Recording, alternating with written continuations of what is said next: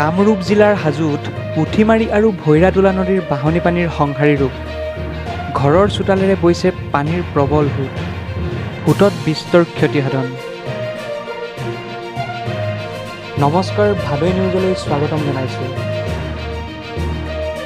প্ৰলয়ংকাৰী বানপানীৰ সোঁতে ঘৰ দুৱাৰ বিধ্বস্ত কৰাত একাংশ বানাক্ৰান্তই আশ্ৰয় লৈছে ৰাস্তাত। খলিহামাৰীত বলিয়া বানে ৰাস্তাটো কেইবা ঠাইত ছিঙি পেলায়, যাৰ বাবে বানপীড়িত ৰাইজৰ অসুবিধা হৈছে। বানপানীৰ প্ৰবল সোঁতে পথ পদূলি ঘৰ দুৱাৰ লেট্ৰিন সকলো বুৰাই পেলাইছে। প্ৰশাসনৰ লোকে খবৰ নোলোৱাৰ অভিযোগ বানপীড়িত লোকৰ। আনকি পশু খাদ্যৰো অভাৱ হোৱাত পোহনীয়া জন্তুক লৈ চিন্তিত হৈ পৰিছে বন্যাৰ্ত।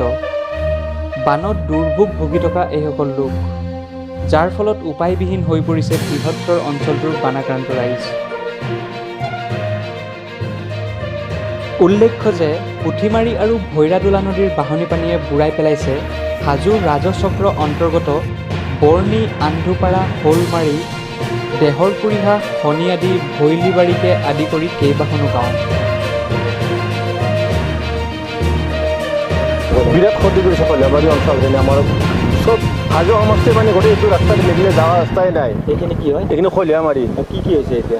ঘৰ ভাঙছি, লেট্ৰিন ভাঙছি, গৰুৰ ঘাঁহ নাই, দানা নাই কোনো ধৰণৰ। আৰু ইফালে আমাৰ মছজিদ ঘৰটোৰো বহুত ক্ষতি হৈছে। ৰাস্তাটো ভাঙি গোটেই ভাঙি নিয়া হৈছে। মানুহ থকাৰ অসুবিধা, পানী আৰু বানপানী গোটেই পানী ফেলি আহিছে।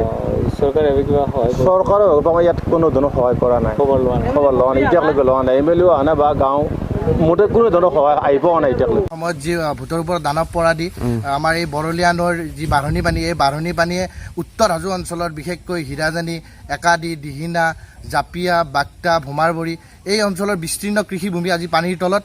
ৰাস্তা ঘাট, পুখুৰী গোটেই পানীৰ তলত। কিন্তু এতিয়ালৈকে কোনো ধৰণৰ মীন বিভাগেই হওক বা কৃষি বিভাগেই হওক বা প্ৰশাসনিক বিষয়া বা মানে জনপ্ৰতিনিধি এতিয়ালৈকে আমাক খবৰ লোৱা পৰিলক্ষিত হোৱা নাই।